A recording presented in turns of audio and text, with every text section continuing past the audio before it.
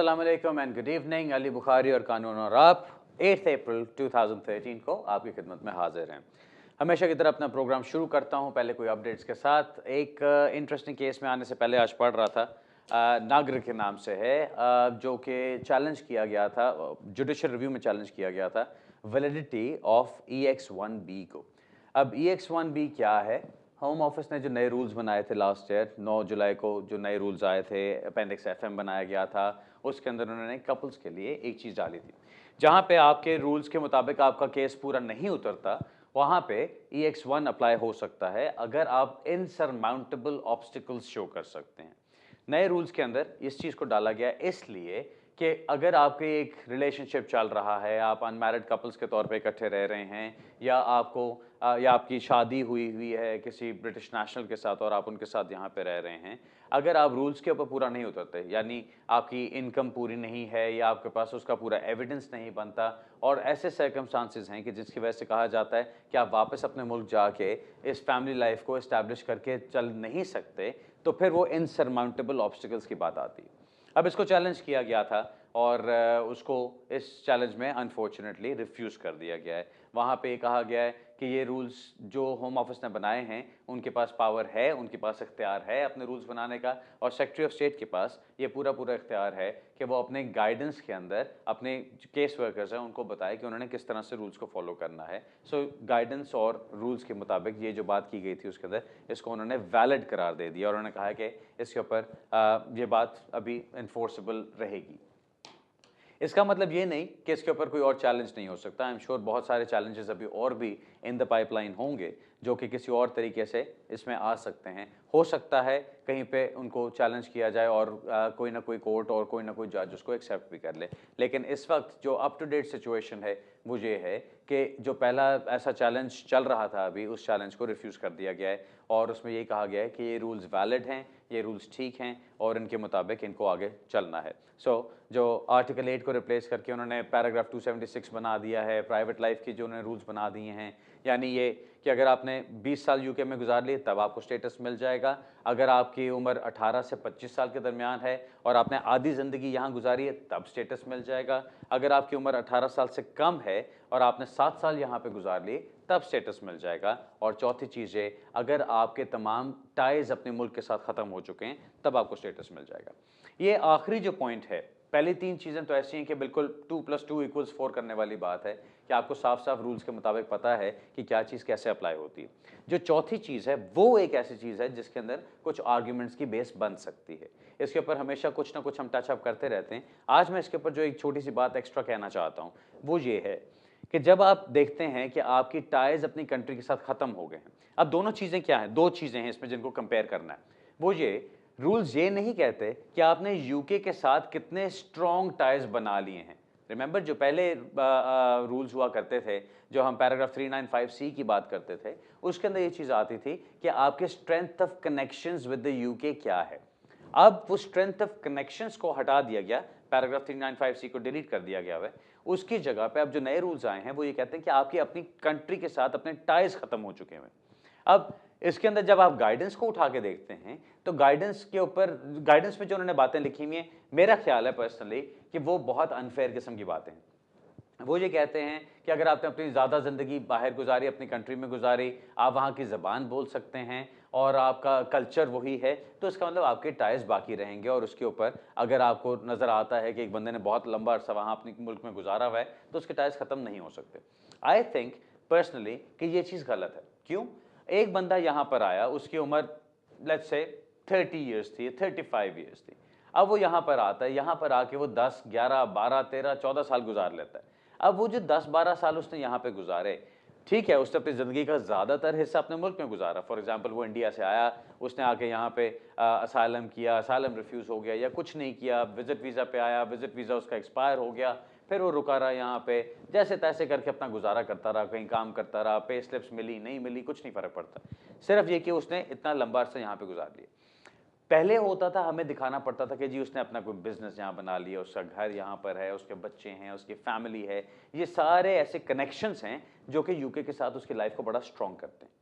अब जो नए रूल्स हैं, अगर आप टेक्निकली उसको देखें तो उसमें इस सारी चीज़ से बिल्कुल पलट करके एक ऑपोजिट चीज़ बना दी गई है। अब ये कह दिया गया कि आपके जो भी यहाँ पे कनेक्शंस हैं, वो मैटर नहीं करते, अब मैटर ये करता है कि आपकी टाइज़ अपनी कंट्री के साथ ख़त्म हो गए हैं कि नहीं।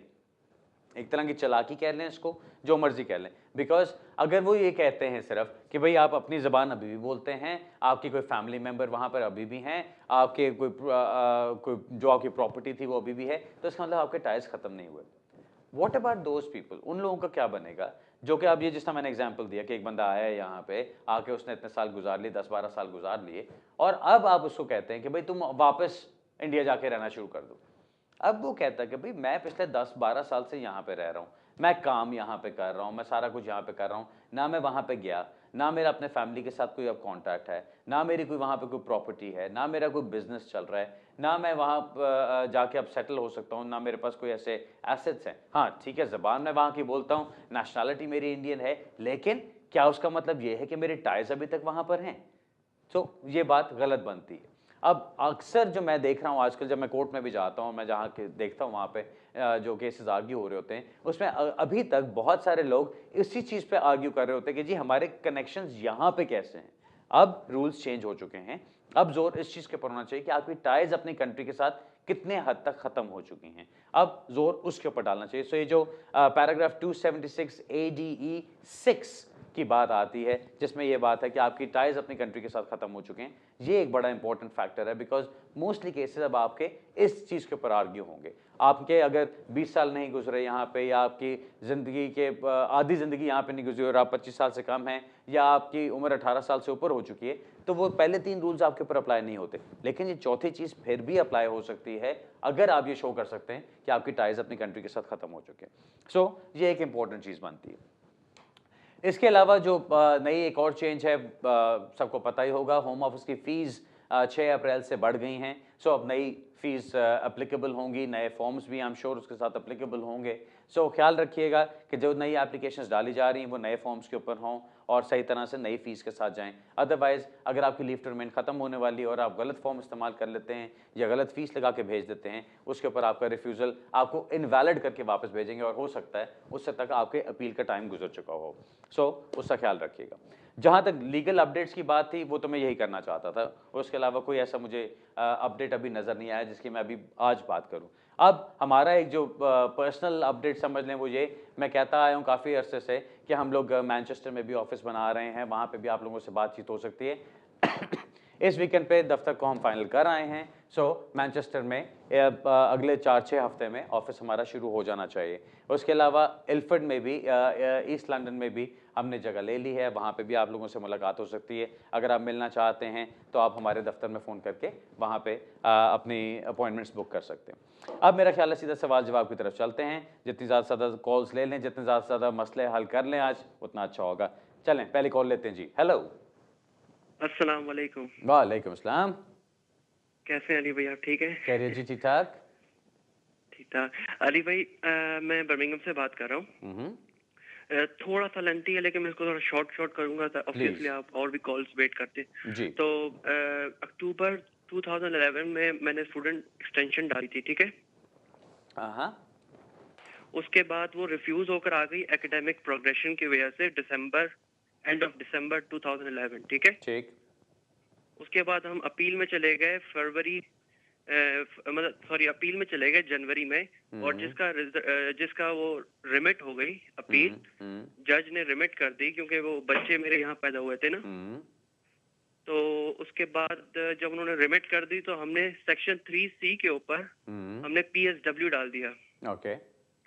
जब PSW हमने डाल दिया तो वो भी इनवैलिड होकर आ गया सितंबर 2012 में। ठीक है। और उसके बाद हमने फिर वो रिकंसिडरेशन लेटर डाला और फिर पैप लेटर डाला। उसके बाद अब JR के लिए हमने डाला हुआ है 20 दिसंबर 2012 से। ठीक। अब उसकी एक्नॉलेजमेंट वगैरह आ गई, लेकिन उसका कोई अभी तक डिसीजन नहीं आया। ठीक। तो मेरा सवाल ये है कि ये सारा जितना भी हम थ्रू आउट कर रहे हैं, सारा कुछ वो सारा लीगल उसमें आएगा या क्या होगा?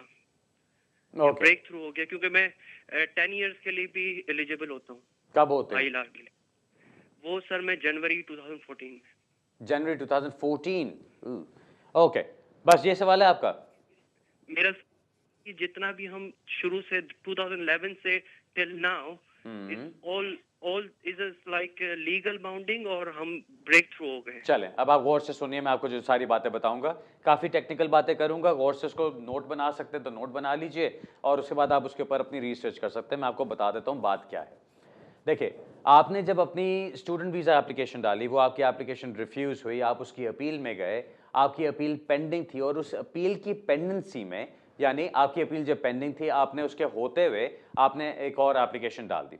अब जहाँ तक मुझे आपकी बात अभी समझ आई है, आपने जब अपील की थी, जज के सामने वो मैटर गया, जज ने उसको रिमिट कर दिया होम ऑफिस को।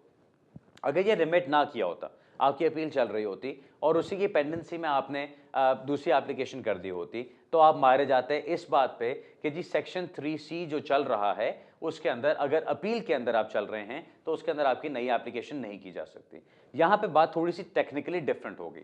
जब जज ने वो डिसीजन रिमिट कर दिया, वो और केस को रिमिट कर दिया होम ऑफिस के पास, वहाँ पे जो डिफ्रेंसिएशन देखने वाली है, जो आपको डिटर्मिनेशन में से नजर आएगा, वो ये देखने वाला है कि क्या जज ने ये कहा कि ये डिसीजन गलत है, it is not in accordance with the law, और इस डिसीजन को दोबारा किया जाए, या होम ऑफिस ने कहा कि जी हम अपना डिसीजन विड्रॉ करते हैं और हम दोबारा डिसीजन करेंगे।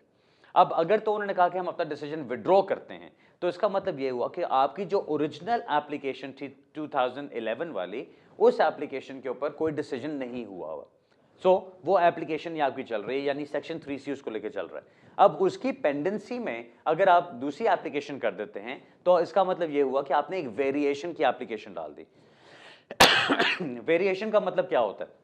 वेरी करना होता है चेंज करना, किसी चीज को बदलना। आपने एप्लीकेशन डाली स्टूडेंट बेसिस पे, उस एप्लीकेशन को, जो आप उसका क्यूमुलेटिव इफेक्ट अगर देखें, उस एप्लीकेशन को जब रिमिट कर दिया गया या वो विड्रॉ कर लिया गया, अगर विड्रॉ किया गया तो उसमें यह मतलब हुआ कि उसका कोई डिसीजन नहीं हुआ, सो ये एप्लीकेशन पेंडिंग है। अगर एप्लीकेशन पेंडिंग है, आपने कहा कि जी उसके एप्लीकेशन के ग्राउंड्स को चेंज करके अब पीएसडब्ल्यू के ग्राउंड्स में उसको देखा जाए। अगर तो आपकी ये चीज चली, तो आपका जो पीएसडब्ल्यू गया था, that should have been a valid application और उसको उसके मुताबिक कंसीडर होना चाहिए था। अब अगर उसको उन्होंने इनवैलिड करके भेज दिया, देन दैट इज रॉन्ग। अगर आपने उसको चैलेंज किया जुडिशियल रिव्यू में और आपने जिस तरह से भी उसको लेके चले, तो आपका जो पिछला सारा चल रहा है टाइम, वो सारा लीगल काउंट होना चाहिए। अब दूसरी तरफ आ जाते हैं, हम देखते हैं अगर जज ने उसको रिमिट किया, अगर जज ने ये कहा कि नहीं जी ये फैसला जो है होम ऑफिस का ये गलत है, it is not in accordance with the law, और मैं ये कहता हूं कि इस फैसले को दोबारा किया जाए, तो इन टेक्निकल टर्म्स अगर आप देखें तो एप्लीकेशन का फैसला तो हो गया, सो वहां पे एप्लीकेशन आपकी स्टॉप हो जाती है। अब उसको अगर रिकंसिडर करने को कहा जा रहा है या उस पर दोबारा फैसला करने को कहा जा रहा है, तो टेक्निकली ये चीज क्लियर नहीं है कि ऑटोमेटिकली जजेस उसको एक्सेप्ट करेंगे कि ये एप्लीकेशन आपकी पेंडिंग थी और ये ओपन चल रही थी। क्योंकि ओपन चल रही तो फिर तो वेरिएशन कर सकते हैं, लेकिन अगर वो क्लोज हो चुकी है, then the new application will be counted as a new application. अगर नई एप्लीकेशन है, तो जिस वक्त आप एप्लीकेशन करते हैं, उस वक्त अगर आपके पास वैलिड लीव टू रिमेन है, तो वही लीव कंटिन्यू हो सकती है। लेकिन अगर 3C ये कहता है कि आपकी वही लीव चल रही है, तो सेक्शन 4 ये भी कहता है कि उसकी पेंडेंसी में आप कोई और एप्लीकेशन नहीं करते। अगर ये बात आती है, तो वहां पे भी आप मार खाते हैं। जो मुझे सारी सिचुएशन आपकी सुन के, जो इतने छोटे से इंफॉर्मेशन जो आपने दी है मुझे, उसके ऊपर मैं जो आपको कहूंगा, इट सीम्स कि आपका जो लीगल स्टेटस है वो अब रुक चुका है, वो नहीं चल रहा। क्योंकि अगर उन्होंने आपकी एप्लीकेशन को रिमिट किया, तो वहां पर डिसीजन स्टॉप हो गया। अब आपने क्योंकि रिमिट का लफ्ज यूज किया, मैं सिर्फ उसी के मुताबिक चल रहा हूं। अगर वो डिसीजन स्टॉप हो गया, तो आपकी नई एप्लीकेशन गई। अगर वो उसकी पेंडेंसी में भी थी, जो सेक्शन 3C की लीव में चल रही है, तो वो उसको कह सकते हैं कि ये आपकी पीएसडब्ल्यू की जो नई एप्लीकेशन थी वो गलत थी, वो नहीं होनी चाहिए थी, एंड आपको वो उस चीज पर रिफ्यूज करते हैं। अब अगर उस पर आपको रिफ्यूज करते हैं, आप जुडिशियल रिव्यू में गए हैं, जुडिशियल रिव्यू में आप इंतजार कर रहे हैं, जुडिशियल रिव्यू का सारा टाइम आपका लीगल काउंट नहीं होगा। अगर वो नहीं काउंट हो रहा लीगली, तो इसका मतलब आपका 10 ईयर्स की बेसिस पे वो चीज़ सारी नहीं चल रही। यही सारी चीज़ को आप रिवर्स कर लेते हैं। अगर ओरिजिनल जो जज का डिसीजन है, या उस वक्त जब अपील पे आप गए और होम ऑफिस ने अपना डिसीजन विड्रॉ कर लिया, तो इसका मतलब वो सारा टाइम उनका जब गुजर रहा था, जब आपने दूसरी एप्लीकेशन तैयार करके डाली, तो आपकी एप्लीकेशन पेंडिंग थी। अगर वो पेंडिंग थी, तो आपकी पीएसडब्ल्यू एप्लीकेशन को रिटर्न एज इनवैलिड नहीं करना चाहिए था। अगर वो नहीं करना चाहिए था, तो और जुडिशियल रिव्यू में आप गए हैं, जुडिशियल रिव्यू में अगर आप जीत जाते हैं, तो ये सारा टाइम आपका लीगल काउंट होगा। So best of luck sir. मैं इतनी वो टेक्निकल चीज़ें हैं बीच में, मैं इससे ज़्यादा डिटेल में नहीं जाना चाहता, लेकिन जो आपने मुझे इन्फॉर्मेशन दी, जो आपका मुझे बात अभी समझ आई है, उसके मुताबिक मुझे यही लगता है कि इन दोनों में से एक जो सिचुएशन बनेगी डिपेंडिंग अपॉन उसके पीछे शुरू में क्या हुआ है, उसके मुताबिक आपका आगे चलना चाहिए। अब आपने जुडिशियल रिव्यू डाल दिया हुआ है, आप इंतज़ार कर रहे हैं उसका, सो उसको चलने दीजिए। जब उसके ऊपर फैसला आता है, अगर फैसला आपको लगता है कि ठीक नहीं है, आपके खिलाफ चाहता है, आप उससे खुश नहीं हैं, तो फिर ऑब्वियसली मुझसे दोबारा कॉन्टैक्ट कर लीजिएगा। मैं उसको फिर सारे डॉक्यूमेंटेशन को देख के आपको ज़्यादा बेहतर मशवरा दे सकूंगा कि हम उस पर आगे क्या कर सकते हैं। Best of luck with that sir. अगला सवाल लेते हैं जी। हेलो। अस्सलाम वालेकुम। वालेकुम सलाम। अली भाई क्या हाल है? ठीक है। जी खैरियत। मैं आपके 2 मिनट लूंगा। मुझे 7 साल हो गए यहाँ आए हुए। मेरा बेटा है 6 साल का और बेटी है 3 साल की। तो हमने केस किया था 2009 में, फिर वो रिफ्यूज हो गया। फिर जुडिशनल रिव्यू में गए और वो कुछ 2 साल चलता रहा, थोड़ा सा पता नहीं वो क्यों लंबा हो गया। फिर उसके बाद राइट ऑफ अपील मिला हमें लास्ट ईयर और हम फर्स्ट ट्रायल ट्रिब्यूनल में गए, वहाँ से रिफ्यूज हो गया। उसके बाद जो है फिर कुछ प्रॉब्लम थी मेडिकल की मुझे और मेरी वाइफ को, तो वो हमारे सॉलिसिटर ने साथ उसकी नई जो है कुछ डॉक्टर के लेटर और सही नई चीज़ें लगा के उसको रिकंसिडर के लिए दोबारा जो है एप्लीकेशन ऑफिस को भेजी लास्ट अक्टूबर में। तो वो अभी 3 महीने पहले उन्होंने मुझे साइनों पे लगाया, सिर्फ मुझे, मेरी फैमिली को नहीं। तो अभी जो है इसी मंथ मुझे, मैं 3 दफ़ा साइनों पे, अभी फिर जो है लेटर आया कि इस दफ़ा जब आपने आना है पूरी फैमिली के साथ आना है, हमने आपका इंटरव्यू करना है। तो मुझे आया ये पूछना है कि हम इंटरव्यू पे जाते हैं क्या ऑप्शन, और दूसरा ये कि मेरी वाइफ अभी प्रेग्नेंट है और जून में बेबी ड्यू है, उनकी कंडीशन ठीक नहीं है, उनको मतलब ये कि शुगर लेवल बहुत हाई है और भी 1-2 प्रॉब्लम्स ऐसी, तो वो ट्रैवल भी उस तरह नहीं कर सकती। मैं ऑल द टाइम बच्चों की लुक आफ्टर करता हूँ, तो मैं आगे क्या ऑप्शन यूज़ कर सकता हूँ, और तब मुझे अगर इंटरव्यू पे जाते हैं तो इंटरव्यू में मतलब क्या होगा मेरे साथ, प्लीज़ मुझे बता दें। ओके। सर जो आपको इंटरव्यू के लिए बुलाया है वो आपकी सारी फैमिली की सर्कमस्टांसेस, आपकी इन्फॉर्मेशन को अपडेट करना चाहते हैं, इसलिए बुलाया है। हो सकता है आपके ट्रैवल डॉक्यूमेंट्स भी अप्लाई करें इस इंटरव्यू के लिए। आपको जाना तो पड़ेगा बिकॉज केस आपका रिफ्यूज़ होने के बाद आपको रिपोर्टिंग पे जाना पड़ता है, सो वो तो आपको करना पड़ेगा। आपको अगर बुलाया जा रहा है तो उसके लिए ज़रूर जाइए। कभी भी मैं ये मशवरा नहीं देता कि अगर आपको बुलाया जा रहा है तो आप गायब हो जाए वहाँ से, बिकॉज गायब होने का मतलब है कि आपने वहाँ पे एक लाल बत्ती ऑन कर दी उनके पास कि जी मैं गायब हो गया हूँ, आप मुझे ढूंढते रहो। और उसका मतलब उनके पास ये होता है जहां बंदा ये मिले दोबारा इसको पकड़ लेना और इसको अब छोड़ना क्योंकि ये भाग जाएगा। सो रिपोर्टिंग के लिए तो आपको जाना चाहिए। जब आप जाते हैं वहां पे घबराइए नहीं, आप बच्चों के साथ हैं, आपको डिटेन नहीं किया जाएगा, आपको बिठाया नहीं जाएगा, आपको एकदम पकड़ के निकाला नहीं जाएगा, ऐसी कोई चीज़ नहीं होती। आप वहाँ पे जाइए, अपना जाके जो भी वो इंटरव्यू में आपसे सवाल जवाब करते हैं वो आप उनको दे दीजिए। वाइफ अगर आपकी बिल्कुल ट्रैवल नहीं कर सकती तो उसका मेडिकल एविडेंस लगाइए। मेडिकल एविडेंस के अंदर ये याद रखें, अक्सर डॉक्टर्स की तरफ से जो लोग लेटर्स लगा देते हैं वो एक छोटा सा नोट लगा देते हैं जिसमें लिखा होता है कि जी इसको बेड रेस्ट एडवाइस किया गया है या इसको काम करने से रोका गया और समथिंग लाइक दैट। यहाँ पे इस चीज़ के लिए आपको डॉक्टर से लिखवाना पड़ेगा कि वो फिट नहीं है ट्रैवल करने के लिए कि वो ये इंटरव्यू अटेंड कर सकें। ये चीज़ लिखवा के फिर आप देंगे तो फिर वो उनको एग्जाम्प्ट करेंगे, अदरवाइज वो आपको तंग करते रहेंगे। इंटरव्यू के लिए जाइए, उसके बाद देखिए क्या बनता है वहाँ से। अगर तो वो आपको कहते हैं कि जी हम आपकी कोई रिमूवल प्रोसेस शुरू कर रहे हैं तो फिर आपको नई एप्लीकेशन अभी डाल देनी चाहिए, अदरवाइज एप्लीकेशन डालने से पहले इंतज़ार कीजिए। एक गलती जो लोग करते हैं, ये जो 7 साल वाली जो चीज़ अब वापस नए रूल्स के अंदर आई है वो ये कहती है कि at the time of application अगर आपके बच्चों को 7 साल गुजर चुके हैं यहाँ पे तो फिर उनकी एलिजिबिलिटी बनती है at the time of application. अक्सर लोग क्या गलती करते हैं, 6.5 साल हुए हैं चलो अभी डाल देते हैं, अभी डाल देंगे, जब तक एप्लीकेशन डिसाइड होगी 7 साल बच्चों को गुजर चुके होंगे, होम ऑफिस पहले उसको कंसिडर करेगा। वो ऐसा नहीं करते। रूल्स के अंदर साफ साफ लिखा हुआ है कि at the time of application जो टाइम पीरियड्स अप्लाई करते हैं वो सारे कंप्लीट हो चुके होने चाहिए, तब जाके वो आपके एप्लीकेशन के अंदर आपको उस रूल के अंदर कंसिडर करेंगे। आपको मैंने सिर्फ ये कहा जो मैं समझता हूं आपके केस के लिए, अभी आपको नई एप्लीकेशन डालने का कोई खास फायदा नहीं होगा। आपको सिस्टम में डालने के लिए कुछ ना कुछ जारी रखा जाए, चलाते रहिए, वो अच्छा है। आपके वकील ने आपकी रिकंसिडरेशन डाल दी, फर्दर एविडेंस लगा दिया या फर्दर रिव्यू के लिए एप्लीकेशन डाल दी, दैट्स फाइन, वो बिल्कुल ठीक है, क्योंकि आपको सिस्टम के अंदर रखना तो है। मुझे अक्सर लोग कहते हैं कि जी आपने अपने प्रोग्राम में कहा था कि रिकंसिडरेशन की कोई वैल्यू नहीं है। मैंने ये नहीं कहा कि रिकंसिडरेशन की कोई वैल्यू नहीं है, ये चीज़ याद रखें। आपकी जो पेड एप्लीकेशन जाती है होम ऑफिस के सिस्टम के ऊपर, सिर्फ वो अपीयर होती है अब। पहले होम ऑफिस डिफरेंट तरीके से चलता था। पहले हम रिकंसिडरेशन की रिक्वेस्ट भेजते थे, उसकी एक्नॉलेजमेंट भी आ जाती थी, उसके ऊपर लिखा होता था कि जी आपकी रिकंसिडरेशन की रिक्वेस्ट हमें मौसूल हो गई है, हम इसको देखेंगे, अभी आपको टाइम फ्रेम्स नहीं बता सकते, जब तक हम ये करते नहीं आपको निकाला नहीं जाएगा यहाँ से, ये उनकी एक्नॉलेजमेंट में लिखा होता था। फिर उन्होंने ये अपने अंदर ही बताए बगैर किसी को ये सिस्टम चेंज कर दिया और उन्होंने अब ये करना शुरू कर दिया। अब अगर आप फॉर एग्जांपल अपने एमपी के पास जाते हैं, रिकंसिडरेशन आपने डाली भी है, आप एमपी के पास जाते हैं, एमपी को जाके कहते हैं कि जी मेरे केस का पता करें, तो होम ऑफिस आपके जो लेटर उनको भेजता है उसके अंदर तमाम आपकी इंफॉर्मेशन डाल के भेजेगा। आप कब आए, आपने कौन सी एप्लीकेशन की, फिर क्या हुआ, अपील में क्या हुआ, रिफ्यूज हो गया, ये सब कुछ लिखेंगे। जहां पे आपकी लास्ट पेड एप्लीकेशन रिफ्यूज की है उसके बाद आराम से लिख देते हैं उसके बाद से हमें कुछ मौसूल नहीं हुआ या उसके बाद से इनकी कोई एप्लीकेशन पेंडिंग नहीं है। हालांकि आपको पता है, आपके सोलिसिटर को पता है कि आपने रिकंसिडरेशन की रिक्वेस्ट डाली हुई है। इसका मकसद क्या है, जवाब क्या है फिर रिकंसिडरेशन डालने का? अगर किसी वक्त वो आपको निकालने के लिए एनफोर्समेंट एक्शन लेते हैं तो एनफोर्समेंट के वक्त उनको आपकी तमाम रिप्रेजेंटेशन जो आपकी बिहाफ पे की गई हैं उनको कंसिडर करना चाहिए।